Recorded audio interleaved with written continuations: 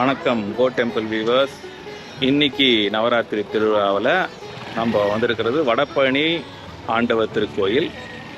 வடபழனி முருகன் கோயில் எல்லாருக்குமே தெரிய ரொம்ப ஃபேமஸ். இங்கே நவராத்திரி திருவிழா எப்படி நடக்குது, கோலுகள்லாம் எப்படி வச்சுருக்காங்க, தினமும் அம்பாளுக்கு ஆராதனை தீபாராதனை நடக்குது.